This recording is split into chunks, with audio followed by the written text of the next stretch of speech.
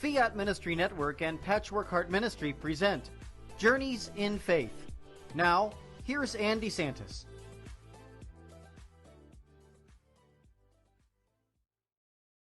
Hi, good evening. Welcome to Journeys in Faith here on Fiat Ministry Network. My name is Ann DeSantis. It's so great to be here, as always. And I have an amazing guest for you this evening. He's a very good friend of Fiat Ministry Network. His name is Tony Agnesi. He's a Catholic author, blogger, broadcaster, podcaster, and he has so much to talk to us about this evening. So welcome, Tony. Thanks for joining us on Journeys in Faith. And it's great, always great seeing you, and always great being with you, especially here on the Fiat Ministry Network and Patchwork Heart Ministries, two of my favorite evangelical ministries. I know they are because you've also been working closely with them, and now you're on Fiat Ministry Network with your own show. So we have so much to talk about. So for those people who have never met you before, Tony, I'd love for them to have an introduction to you and to your life. So please do share with us your faith journey. Oh, I'd be happy to. You know, I was born and raised Catholic. I'm a cradle Catholic. My mom was a devout Catholic, and I mean, she was at the church every day, polishing the brass on the candlesticks and ironing all of the vestments and things for the priest. Our church was a very, very small church. I was an altar boy till I was 22 years old, because there were no other younger kids to replace me. I had to wait for somebody to come up to the 4th or 5th grade so they could take it over. My dad was an Italian Methodist, which kind of seems like an impossibility, but he was Methodist and Italian. And there was a small Italian Methodist church in where we lived, and he attended there. So I have a little bit of that Methodist kind of background from my dad. As a matter of fact, a couple of my favorite books that I possess are two Methodist hymnals. One was my grandfather's and one was my dad's, and I got both of those from them. And from each of my parents, I learned a little something differently. You know, I learned my faith from my mom. I always thank her for making me go to church and making me go to confession. Saturday morning was always time to go to confession. And I remember all my little buddies would come over to, hey, can Tony come out and play? And she's not until he's gone to confession. I tried to warn her that our playing was probably going to require me needing to go to confession, but we always had to go first. And I learned things like faithfulness from my dad. When my mom and dad got married back in the 40s, that was considered a mixed marriage, when a Protestant married a Catholic. And my dad agreed to raise us as Catholics. And he took that very, very seriously. Every Sunday morning, we would get up and he would drive my mom and my sister and I to a mass at our little church. And then while we were at Mass, he would drive across town to St. Dominic's and pick up two Dominican sisters who he would bring back to our parish, and they would teach our CCD, our Sunday school class, after Mass. And then when that was over, he would take my sister and I and the sisters back to St. Dom's. My sister and I would go back home, and then he would go to church later that morning at his Methodist church. And that sounds like a pretty big day on Sunday. And he did that every Sunday for about 15 years. And he got to be very good friends with the Dominican sisters. And I remember one particular time my dad was in the hospital and they didn't think he was going to make it through the night. And I remember going to the chapel to pray, and when I found that everything was going to be okay with him, I also discovered that those Dominican sisters, who he was kind of their driver, if you will, had prayed an all-night vigil for him that night. So I have a wonderful parental upbringing, and like most kids, I kind of strayed from the faith when I went off, between college and my time in the Army. I did spend a lot of time at St. Mattress of the Springs, which is that Saturday morning where you just can't, or Sunday morning where you just can't quite get out of bed. But I've always been very very much involved in my faith.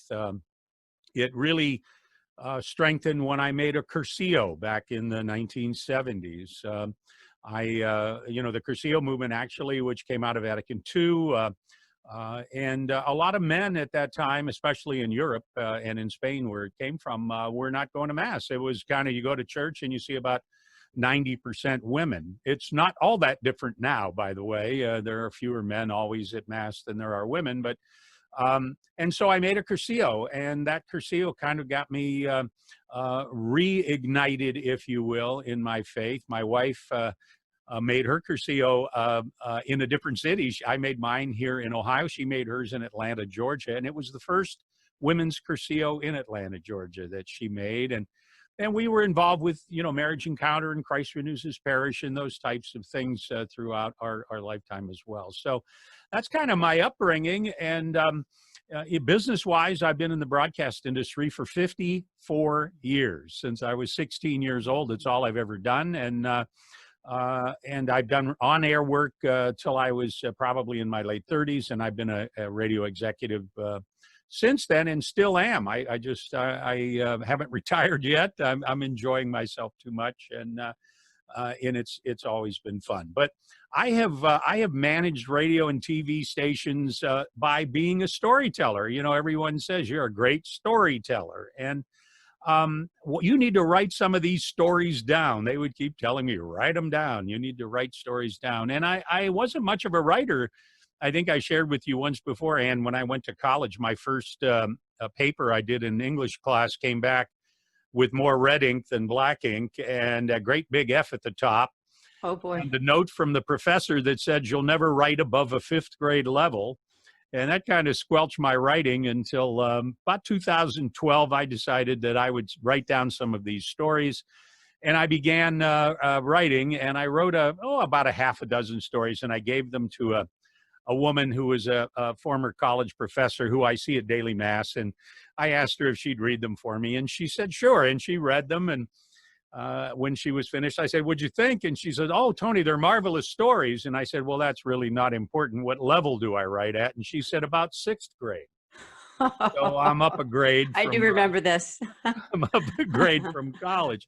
So I've been writing, I've been writing ever since. I've written 3 books. And they're all in a series called The Storytellers. And the first is called A Storyteller's Guide to a Grace-Filled Life. I don't know if I can do it without getting some shadow on it. And wouldn't we all love to have a grace-filled life? Mary was full of grace and Jesus was full of grace. We read that in the Bible. And wouldn't we love to have a grace-filled life? And the secret is we can. God's grace is so abundant, and it's just infinite amount of grace. All we have to do is ask for it and bring it to us, and by being faithful to Him. And then my third book, which I'll mention second, was volume 2 of the first book, Storyteller's Guide to a Grace-Filled Life, volume 2. It actually started out as a book called The Lost Stories, because I had lost a bunch of stories. Didn't know what happened to them, and I found them a couple of years ago on a hard drive, and they were intact, and we decided we were going to try to put them into a second book. And it became, The Lost Stories kind of lost its glitter, and we just made it volume 2 of the first story. And, interesting, I just received, I wanted to share this with you, Ann, because I know you'd appreciate it. I do jail ministry, and we'll talk a little bit more about that as we get going here. But I sent some books off to a young man who's in prison, and I got a letter from him, and I want to read just a little part of this letter. Please do. He said, my family followed a well-known televangelist, and I knew him personally. The very last conversation I had with him, he was telling me that God was just about done with me. I've since learned how untrue that is, but I'd be lying if I said it doesn't still come to mind and affect me. This is where your book, A Storyteller's Guide to a Grace-Filled Life, Volume 2, comes into play. On page 50 and 51, you said, God will never give up on us. In His compassion and patience, He will wait for us and bless our searching. And he said, oh, how true that statement is, and it has set my mind free. It's wonderful to realize that God that Jesus died for my sins. Glory be to God. And he goes on in the letter. And, it's interesting because we began to correspond a little bit. And just this past week, I got a letter from him, and included was the first chapter of his book. So Oh, he's an aspiring writer, and I just sent him a letter over the weekend encouraging him to continue to write. So every now and then we get a glimpse. The Lord gives us a glimpse of what we do, whether it be hosting a show as you do or I do, or whether it be writing a book or whatever, writing an article for a magazine, that they touch people, and we don't get that immediate feedback. So it's really nice from time to time that the Lord gives us a glimpse of what happens when we serve him. My third book, or my second book, which we'll talk about third, is about serving others. It's a Storyteller's Guide to Joyful Service. And interestingly enough, when my book came out, Father Leo, the chef on EWTN that prepares meals, well, he was preparing a meal and doing a talk, and I was sitting with Dr. Ray Guarendi from EWTN, who does a show called The Doctor Is In. And so Ray says, "Hey, Tony, how's that second book doing?" And I go, "Well, not as good as the first." And he said, "Well, I can tell you why." And I said, "Why?" He said, "Because it's about serving others. And no one wants to serve others. Everyone wants to be served." You go to the bookstore and you'll find all of these books on self-improvement and self-help and all about self. You'll find very few books in that same section about serving others. But joy comes from serving others. It's just that simple. And a lot of people have a very, very difficult time, Ann, separating happiness from joy. We're happy several times a day. We're unhappy several times a day. The Cleveland Indians are playing the Yankees. I mean, we lost like 12-2 last night. So in the playoffs. So I was unhappy. And then I was really unhappy with the first debate that the presidential candidates did. But we're happy and sad all day. Joy is something different. Joy comes to us from our Lord. Joy comes to us from God. And I know people on their deathbeds who are joyful, who have joyful lives that they have done that, and it comes from serving others. So the book is about getting joy from serving others, and a lot of the stories in that book are about service, about how we can serve others, and as we do that, joy comes to us. Amen. Thank you so much so far for sharing your wonderful story. And, I have my books right in front of me here, all three. I have to show my audience here that I am a fan of Tony Agnesi and had met him a long time ago on social media first, and then in person got to see him at the Catholic Media Conference, which was... Yes, it was great. It was a few years back. This year's conference got canceled. I was actually looking forward to attending. So hopefully next year, maybe we'll have a Catholic media conference. Yes, that would be awesome. But yes, these books are very enriching, and you are a storyteller. And that's what I like so much about your style, is that you can touch people's hearts. I know that you've touched mine. So I thank you for enriching my own life and my faith. Well, I'd love to tell a few stories here during the show. Can I give? I'm gonna ask if you wouldn't mind me doing a book plug, because, and I'll tell you why. All of the talks that I had scheduled, I'm a Catholic speaker and I'm out quite a bit. But once the pandemic hit, everything got canceled. So I had 8 talks scheduled, and we had ordered books for those 8 talks. And of course, all the books are sitting over here in the other part of my office. And so what I thought we could do is to offer them at a very special price. So what we're going to do is, if it's okay with you, you can get all 3 books in a bundle. And the 2 first and second book are $13 each, and the new one is $10. So that's $36 worth of books. Normally, I would sell them for $30, but if you use the promo code FRIENDS and the coupon code FRIENDS, $20, you'll get all 3 books. It's the best price I've ever offered anywhere. And I'll tell you what, I'll sign them and ship them for free, just to kind of move some of the stacks and stacks of books that we have here until we get back out on the speaker circuit, hopefully this fall, but more than likely next spring. So use a promo code FRIENDS. You can get all 3 of those books signed for $20. And a reminder, and I know you know this, Ann, I make no profit from my book sales. I take no money from the sale of books. All of the money that I receive from the sale of the books, once we pay the expenses, paid for printing and all of the postage and all of those necessary things, everything else goes to the charities that my wife and I, and ministries that my wife and I support, many of which that we talk about in the book. So it's a way for us to be able to donate, more money than we normally would by having the monies from the books go to that. And my speaking fees as well all go to the charities that we support. That's really an incredible, and I'll put it in quotes, deal, because it's more than a deal. It's really enriching your faith, your Catholic faith. So I would encourage people to do that. And you know what? We're coming into the holiday season, right? Advent, Christmas. I do think it's a very good gift. Yeah, it might be a Really great gift. is. And you know, the format of the books is there are individual stories. So there are a number of stories in each book. You can read them in about 5 minutes. I had one guy tell me, Tony, that's a great bathroom book. I don't know what he meant by that, but he reads one time per, and you get through the book in a couple of months.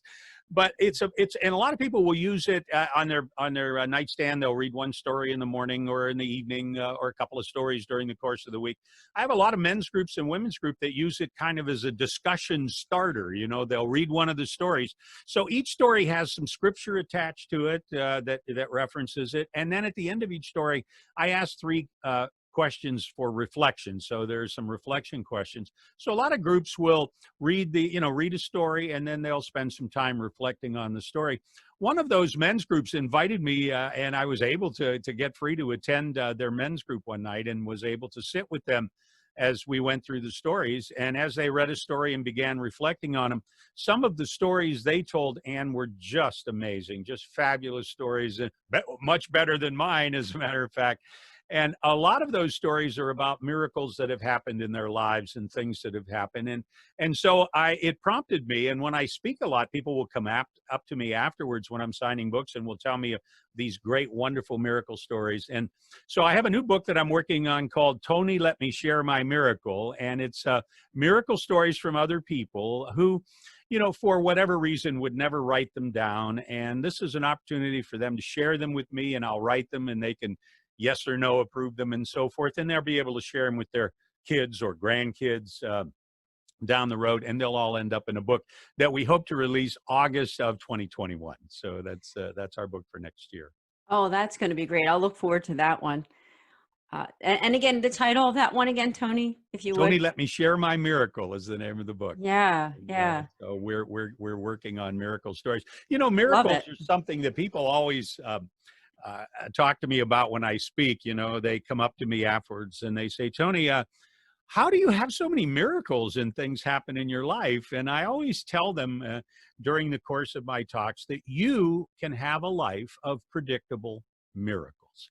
And the way you have a life of predictable miracles is through service. And I have this little trigger prayer. I know I've shared it with you, Ann, but we'll share it with our viewers here tonight. It's a little prayer is, Lord, make me an instrument, put somebody in my path today that you can help through me. So put somebody in my path today that you can help through me. I'll be your hands, your eyes, your ears, Lord. I'll be mobilized to help, but you have to put that in front of me. And I always say it's a prayer that if you pray it, it'll work every day. It works every day. It happens all the time. There are always somebody who crosses your path that could use a smile, that could use a kind word, that could use some encouragement if they're having a tough time. And so that's all I've done over the course of a number of years. I put up my antenna oftentimes at daily mass. When I receive the Eucharist, I'll say, Lord, make me an instrument, put somebody in my path today that you can help through me. And sure enough, almost every single day, something happens. Now, we're not talking about parting the Red Sea kind of miracles here, Ann. We're talking about predictable, everyday miracles that happen in our lives. I talk about some of them. There you go to, I'm at the grocery store, and somebody that I knew from coaching a young man, a parent, was in the aisle, and you could tell he was probably under chemotherapy, had lost his hair, his weight had diminished, and I got this nudge, and this is what we have to do: is follow the nudges and bumps that we get from the Holy Spirit. And I'm not the only guy to get. We all get them, and it's just a matter of whether or not we act on them. So when I spotted him, the normal reaction that most people would have would be go down another aisle. But I went over and I talked to him a bit, and he said, "Tony, would you pray for me?" Now, when people ask me to pray for them, I have a little book that I keep by my on my bed nightstand by my bed, and I write their name in and what I'm praying for, and I usually do that in that way. And I told him I would do that, and he looked at me and he said, "Tony, would you pray for me now?" And right there in front of the frozen foods, I think we were between the peas and the green beans. I laid hands on him and he on me, and we prayed right there in the store. And from that moment on, I realized when somebody asks you to pray for them, they ask you to pray for them right now. And so that's what I do. I don't care where I'm at, in the frozen food aisle or at the Home Depot. It doesn't matter. When somebody asks for prayer, I pray for them then. But, this idea that of these bumps and nudges that we get from the Holy Spirit. And we have to have our antenna up. We have to be open to that. Most of us, have you ever gotten the nudge to call someone? Hey, I think I ought to call Bill, let's say. And, yes. And most of us just get that nudge and just ignore it and go on with our daily lives. But what happens when you call Bill is he says to you, "I was just thinking of you. You're the perfect person to talk to. I really needed someone to talk with." And you turn that nudge to call Bill into a miracle by simply picking up the phone and calling him.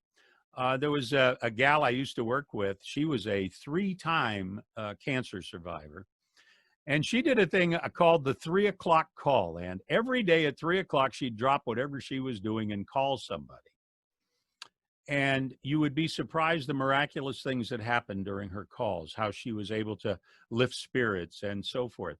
And I asked her at one time, I said, "Do you ever have difficulty coming up with people to call every day?" And she said, "Tony, no, there's always someone going into the hospital, somebody hurting, someone who's lost a loved one, someone who's having difficulty at school, there's always someone to call with a bit of encouragement." And it takes 5 minutes. Sometimes they turn into an hour, but we need to do that more frequently. When the pandemic hit back, we had just gotten back from Florida in March, and all of a sudden the pandemic hit. And I'm kind of stuck here in my office every day. I've been working out of my office now for 6 months, out of my home office. And so I decided I was going to call some people. And that's what I did. I just grabbed my old Rolodexes. I called some buddies from high school who I haven't talked to in years. I called a couple of college friends. I called some Catholic writers who are friends of mine who we don't get to talk very often. And since, the convention was canceled and so forth, you don't get to see people. And I organized a Zoom call of my high school graduating class. And it ended up, we had over 20 high school, of our high school classmates on. And Nice. We actually have done 2 or 3 of them since then. And I did one with the Catholic Writers Guild, and we got on some of the writers and so forth that I have befriended over the years through the guild.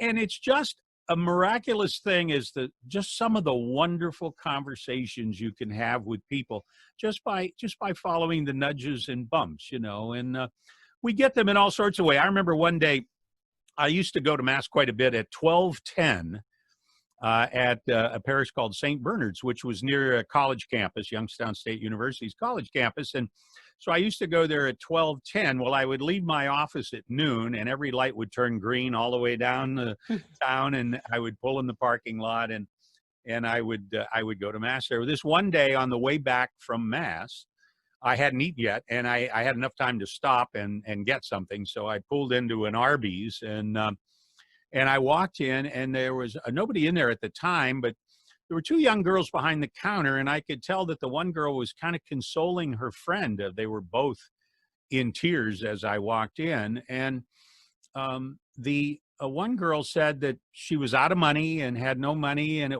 payday wasn't coming up until Friday, and she had no means to get anything. And her friend said, I have $2 and I have a bus pass, and I will either give you the $2 and I'll keep the bus pass, or you can have the bus pass and I'll keep the $2. And when I overheard that, I got this nudge from the Holy Spirit. So I got my sandwich and my Coke, and I reached into my wallet and I gave each of them a $20 bill. And I said, this is your tip for good service. And now I could go to the ATM machine and get more money, but obviously this young woman couldn't. And I was just so impressed. It reminded me of the widow's mite, where, just a couple of coins is all she had, but she gave all that she had. And this young girl, I would put her at maybe 16 or 17 years old, was willing to give up her $2 or her bus pass. My giving up, $20 seemed to be rather small compared to what they had done. So these things happen all the time, and we have an opportunity to, I got a bump at the gym. I think I may have shared this with you, but not with your viewers. I'm at the gym working out, and I just had one of those. You never have the day you go to the gym and about the best thing you did was just get there. I was just kind of just going through the motions. And down at the other end of the gym was a woman who was just working out like crazy. I mean, she was just flying on a treadmill and doing squats. And I mean, I was just impressive. And she kind of motivated me. And so I started working a little harder because I had been kind of loafing my way through a workout that time. And I got this nudge to go thank her, just say, hey, you really gave me a motivation today watching you. But the problem was I never really had the opportunity. We're never on the same side of the gym at the same time. And then she left, I left, and so forth.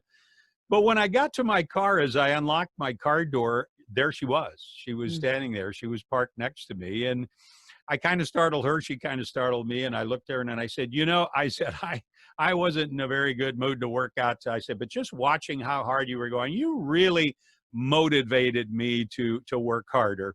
And she kind of got this strange look like, who is this weird guy? And she said, well, I'm glad I could help. It was something along those lines. And I said, you really did help me. And I'm sure you've helped many people in the past, too, who had problems being motivated. And I know for sure that you'll motivate more people in the future. And as I said that, her expression changed, and she got a tear in her eye. And she said, well, I'm glad I motivated you, because now you've given me the motivation to continue, and in continuing to be able to help others.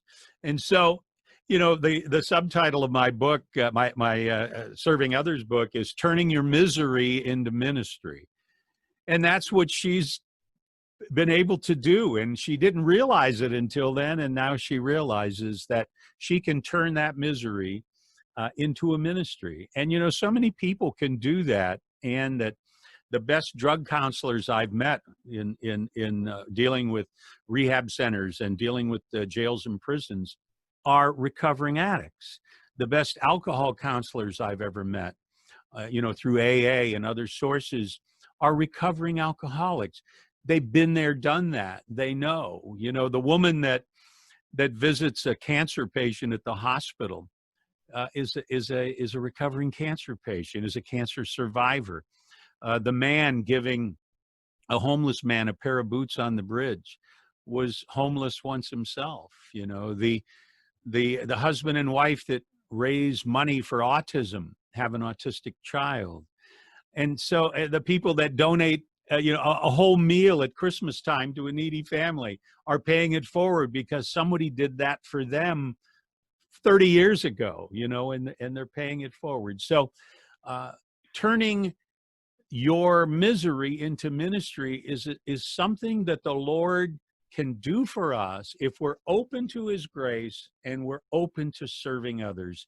And the most wonderful things can happen. The most predictable miracles can happen by us just saying yes to God and doing that. That's beautiful. Thank you so much for sharing. I always love to hear your stories. And I know that we could talk even longer than an hour and listening to your life and the people that you've met and your experiences. So I thank you so much. Now, we do have to take a break in just a couple minutes. Before we do, I just want to mention to my viewers about an opportunity which you may have seen before on this show. It's called the Discover Your Mission series. So just keep an eye on the commercial because there will be some information there. And the website is patreon.com/Patchwork Heart Ministry. So do check that out too. So we will be back in just a few minutes here on Journeys in Faith with my great guest, Tony Agnesi. Hi, my name is Ann DeSantis, and I'm the director for the St. Raymond Nonatus Foundation for Freedom, Family, and Faith. You can learn about us on our website at nonatus.org. I'm here to tell you today about two great podcasts that I hope that you will tune in. The first Tuesday of every month at 8 o'clock, we have a podcast specifically for Catholics affected by divorce. From 8 to 9 p.m. Eastern, go to Philly Nonatus on YouTube to subscribe. In addition, we also have a podcast the last Thursday of every month. That's also at 8 o'clock Eastern Time for 1 hour. And that one is for families in crisis. We have some really great guests coming up soon, so hope to see you then. Please also consider the fact that you can make spiritual direction appointments with us with our spiritual moderator. All you need to do is go to our website on the contact form and just reach out to us. We'd be happy to hear from you and look forward to setting up an appointment. So would love to connect with you. Please share this video and let people know that we're there for families affected by divorce and also families in crisis. Thank you.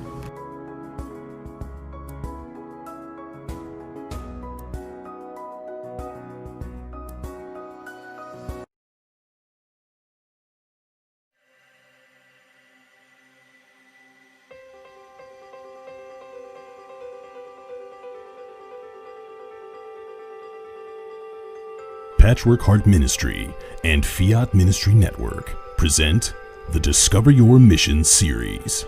When I was young, in the 1950s, I attended Catholic grammar school and I memorized the Baltimore Catechism. In fact, I think I got an A on all of my tests. I faithfully attended Mass each week, not because I wanted to, but because I was afraid if I didn't, I would suffer eternal damnation. I followed all the rules. I followed my Catholic faith faithfully. But it wasn't until I became a wife and a mother and I began to try and pass my faith on to my children that I realized that everything I knew about Jesus was memorized doctrine. I can't even share with you how I was so rooted in my faith. And I was attending Mass, but I was not present. I was a good man, I was a good father, I was instilling the sacraments into my family. I was definitely not intentional. I was stuck rooted in my faith. But what kind of strength did he have? Jackie did not just have a strength of body or baseball skill. He had a strength inside of his spirit, a courageous meekness that empowered him to play the game. And I tell him what is going on with me, and he's like, oh, okay. And I'm like, no, I think this is like some sort of miracle, dude. And he's like, oh, of course, but I'll believe it when I see it. Honey, you've been trying to quit, and you've been saying this and saying that. And I'm his big line to me is, you shouldn't say things because I never follow through on them. And so this was week after week, month after month. He is looking at me like, this is a miracle. There is no way that you, on your own, could have done this. In 1 Corinthians chapter 10, verses 16 through 21, St. Paul compares the sacrifice of the Christians to the sacrifice of Israel and then to the sacrifice of the pagans. Paul calls the chalice the blood of Christ, and the bread as participation in the body of Christ, and then warns his listeners that you cannot partake of the table of the Lord and the table of demons at the same time. So in other words, you need to decide, what are you going to participate in? are you going to participate in the historic Christian idea of the altar of sacrifice, which is in the Eucharist, or not?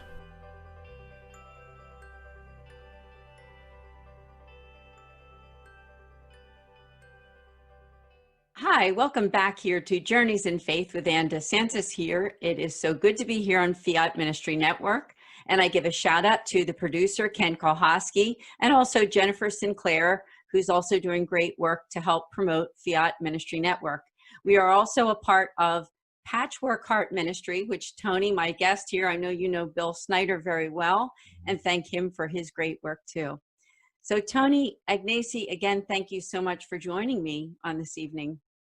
It's just wonderful to be here. Anytime I can share some time with you is fantastic. We've had some marvelous conversations over our times together, and I really enjoy it. It's a lot of fun. Thank you, Tony. Now, before the break, we talked a lot about your writing and about your books, and also about some of your wonderful experiences with some of the people that you've met over the years and stories. It's just awesome. Now, I know you've also done some work with the homeless and have some words to share with us there. Yeah, I'll share a few stories with you. You know, working with the homeless is something that came about a number of years ago. You know, I am involved with country radio, and so I spent a lot of time in Nashville. And I have a favorite Mother Teresa quote, Saint Mother Teresa now, and Saint Mother Teresa said, and this is not one of her more famous quotes. She said, "Minister to the Jesus in front of you." And what she meant by that was everybody that we talked to, every person, homeless person she picked up in the streets and brought to her for medicine or to the orphanage or whatever, she was ministering to the Jesus in front of her. She used to say, "You could see the face of Jesus in everyone you meet. See the face of Jesus in everyone you meet." Well, a number of years ago, I was in Nashville for a convention and staying at a fabulous hotel.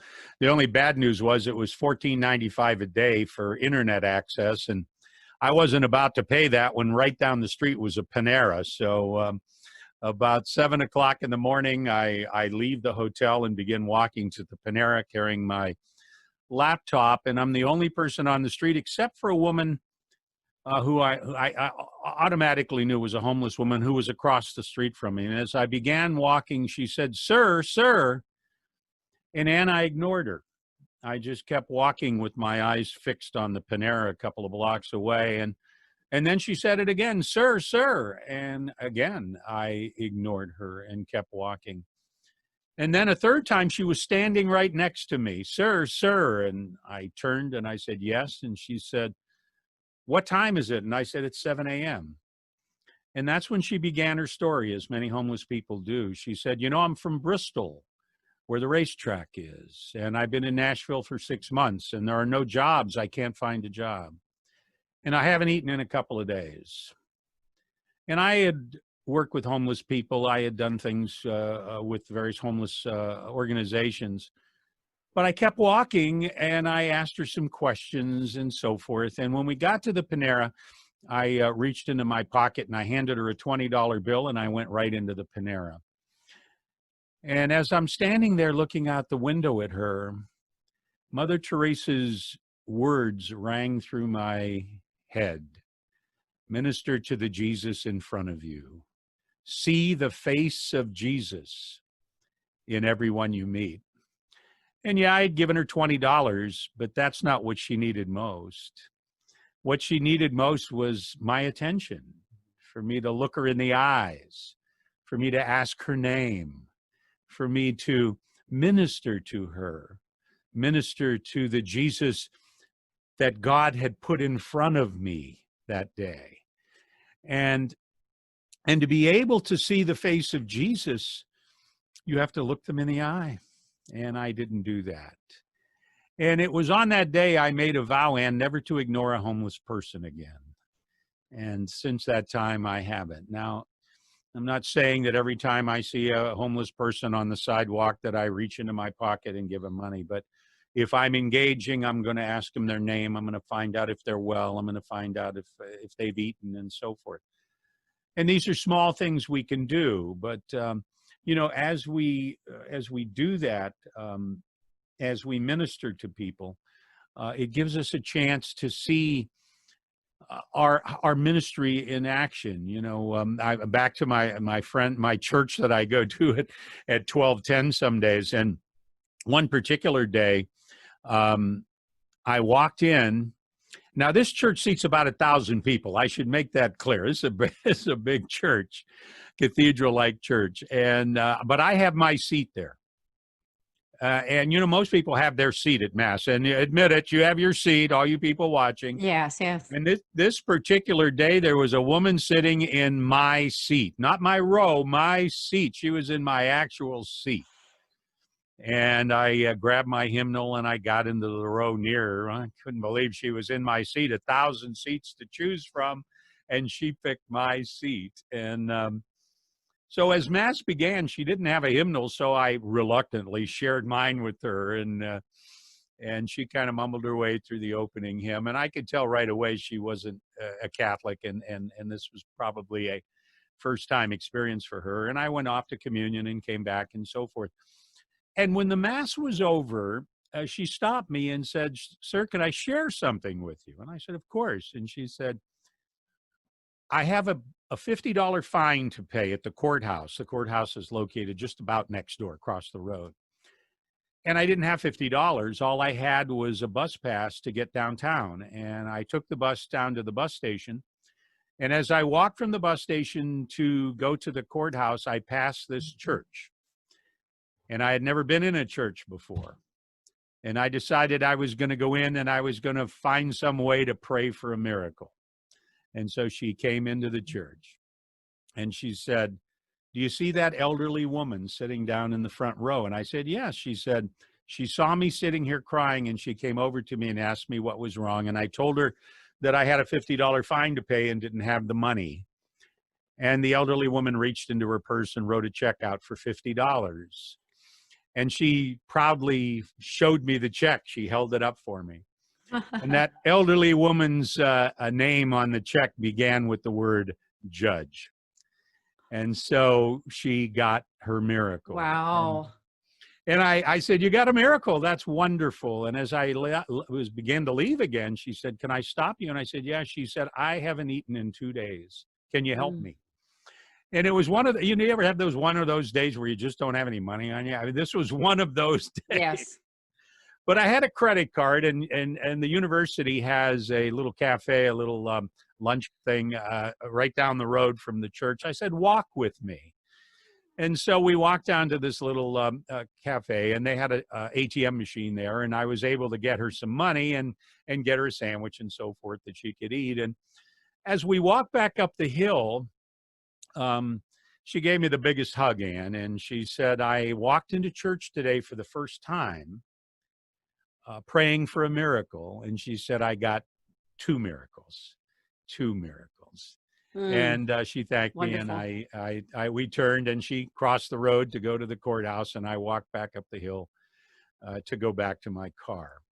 You see, that little gesture that judge did prompted me, and I was able to help her in just some small way. But I've seen her at Mass since then, and I heard, because I haven't been at that particular church in a while because of COVID, I go to the one close to the house here, that she is in RCIA, and isn't that neat? So you see how things work, and I could have very easily gone and sat somewhere else. I could have easily ignored her. I could have easily not shared my hymnal with her or engaged her in conversation, but I did. And so that's sometimes those things happen for a reason. And yeah, I'm one of those, Albert Einstein said, you can believe nothing is a miracle or everything is a miracle. And I choose to believe that everything is a miracle. Yes, I know you do. I just love your stories. And I encourage people to go to your website. We didn't mention that yet, but you have a very good website that will lead you to Tony's writing and some of the other wonderful things that he's doing. It's TonyAgnesi.com. So please do go there. And I know you're also on all the social media platforms. Yeah. Tell us about that. I do a couple of things. First of all, the Storytellers program is on Fiat Ministry Network. As a matter of fact, it airs Wednesday nights at 6 p.m. Got some marvelous guests lined up, and we're into that season. And so you can go to Fiat Ministry Network on YouTube, or you can go to Patchwork Heart Ministries, or you can go to my YouTube page, youtube.com/Tony Agnesi, and you can get the latest and all of the previous Storytellers. And we also have the Storytellers radio broadcast up there. We've had 2 seasons done. We're in our 3rd season with radio. A new project I'm working on is a video series called 5 Minutes with Tony. We've got 24 of them posted right now. They're all 5 minutes or less videos. And we're doing 2 a week. Every Monday and Thursday we post a new one. And I've kind of made a commitment to doing 2 a week through the rest of this year, and then we're going to see how that works out in the future. They're all there. They're all just nice, short 5-minute features, and they're at my YouTube page, youtube.com/Tony Agnesi. I'm on Facebook and Twitter and Instagram at Tony Agnesi. Everywhere you might find it. I do a feature on Instagram and Facebook called Daily Grace. It's just a daily quote that I post every day, and we get comments on them, and we get people that like them. Sometimes people dislike them, but we put a different quote up every day. Many of which come from my books, some of which are anonymous quotes that some came from grandma. They come from all sorts of sources. And our goal, my goal is to have 365 of those, and we're going to get them done into one of those 4x4 cube calendars where a page a day with a different quote each day. And we were hoping to have that for 2021, but I think because of COVID, we're going to probably, push that back to 2022 and maybe get some better ones to replace some of them that aren't quite as powerful as some that we post. So all of those things are at TonyAgnesi.com. At least that'll give you a chance to get. And my store is there too. You can click on TonyAgnesi.com/store. It'll take you to my books. There's a bundle there of all 3 books. You click on it and put in the promo code FRIENDS, and you'll get all 3 books, free shipping, signed by me for $20, which is the best deal we've ever had in terms of the internet. It sure is. You mentioned jail ministry as well, and with COVID, we've been unable to go into the jail. We can't go in. For obvious reasons. They don't want anybody to bring anything in, nor do they want anybody there to give it to someone. So we have not been in the jail since middle of March, end of March, somewhere in that time frame. So, and I miss it. I miss spending time. When I'm in the jail, I tell the inmates I'm with that there's no place I'd much rather be than with them, because I think there's just so much to gain, as I shared the letter with you earlier in the program, that of working with people and of learning. I spend I work with both women and men, and I can share a couple of stories with you. There was a woman I met in jail, and her nickname was Buffy, and Buffy was a heroin addict. And when I first met her, she had just been arrested on a heroin charge. She looked awful, just hair disheveled, complexion, eyes were kind of muddied, and just you could see there was some beauty underneath there, but not that night. And for some reason, Buffy and I just hit it off, and we had a chance to talk on Tuesdays, and every time I saw her, she looked a little better. She cleaned up. She at least combed her hair as much as you can do when you're in jail. And she was, her eyes had cleared, and obviously, the addiction was something that she was a day at a time away from. Being away from heroin. And she was in about, I think, just under 8.5 months or something like that. And she was clean, had not used drugs for that period of time. And the last time I saw her in the jail, she said, "Tony, I'm going to get out in a week, and I have really nowhere to go. The only people I know are drug users. I have no family here. I have no clean friends that I can go to. They made a very strong attempt to get her into a halfway house, and you know, the interesting thing about heroin addictions, there's very few beds for women. Most of them are for men, and in this particular instance, there were only 6 beds in the entire county for women, and obviously they fill up quickly. And now that same county has 11, so they're getting better, but there are many more beds for men. Of course, the need is greater, but there's a need for women. And so we talked with the people at the jail about trying to get her into, and they worked very hard to try to get her maybe in another county, in another facility. But at that particular time, the heroin situation was terrible, and I mean, there were just so many people. And so we said our goodbyes that particular night, and a few days later, a week later, or 2 weeks later, we had a jail ministry meeting at Panera, by the way, because they have free internet access. And we one of the gals that runs the jail ministry, my friend Connie, said to me, "Tony, did you hear about Buffy?" And I said, "No." I said, "I talked to her a couple of weeks ago." And she said, "Well, she got out on Thursday and she died of an overdose on Sunday."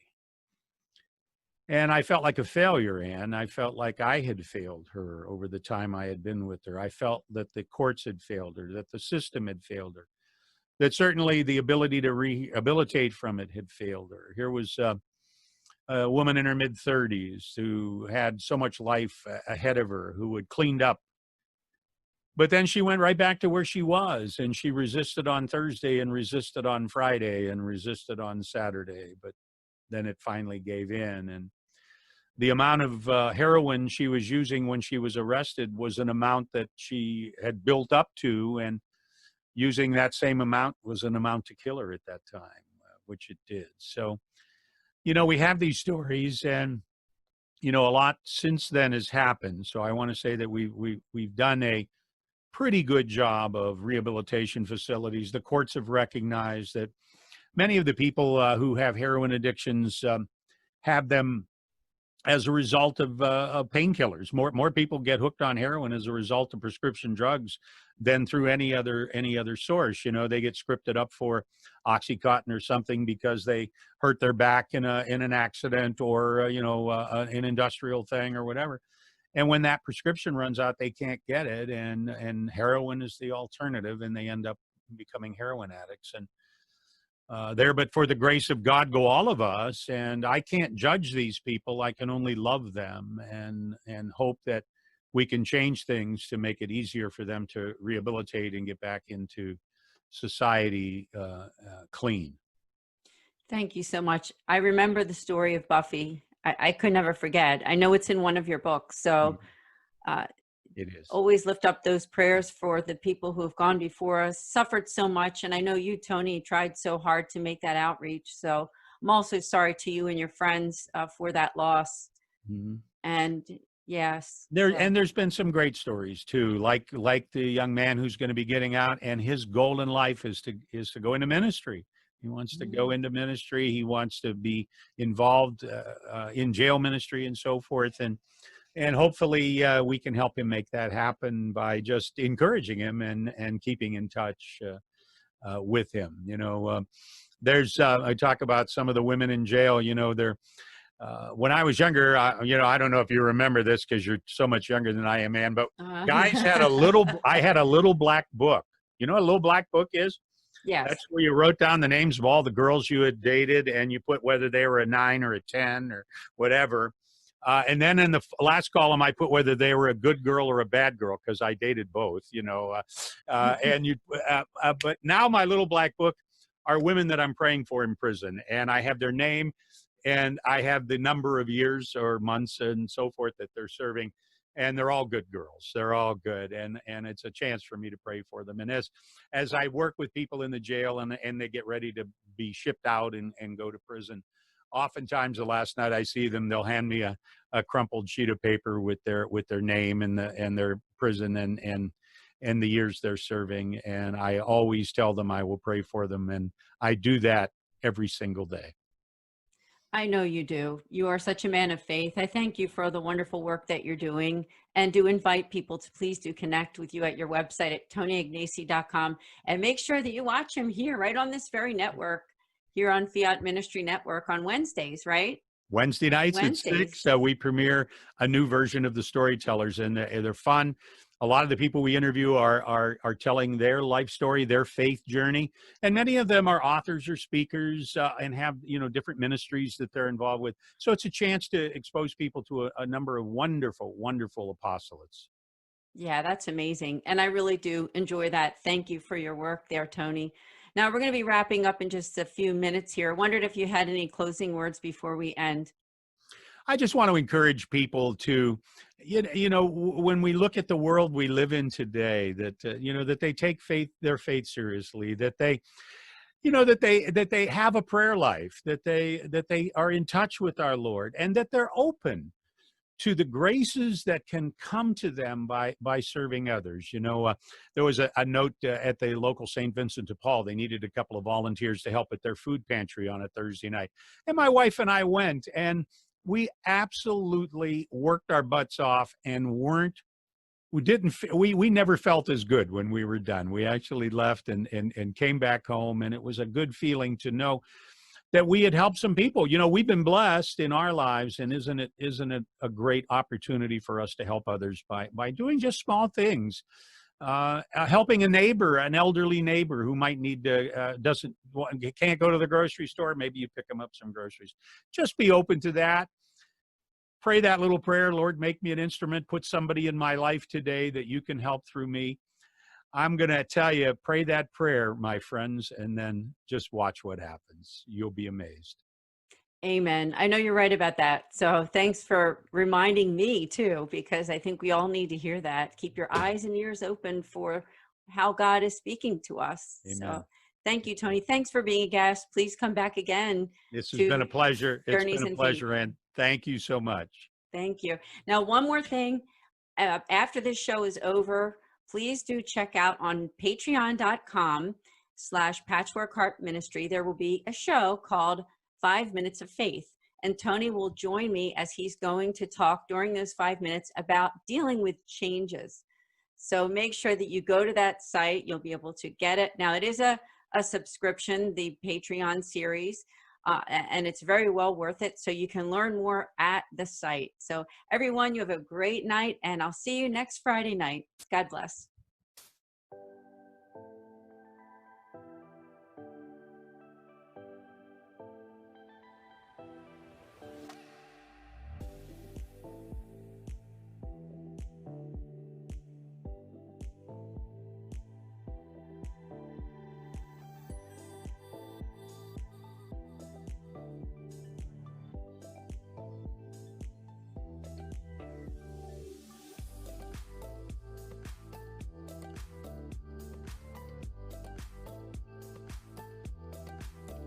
Journeys of Faith is a production of Fiat Ministry Network and Patchwork Heart Ministry.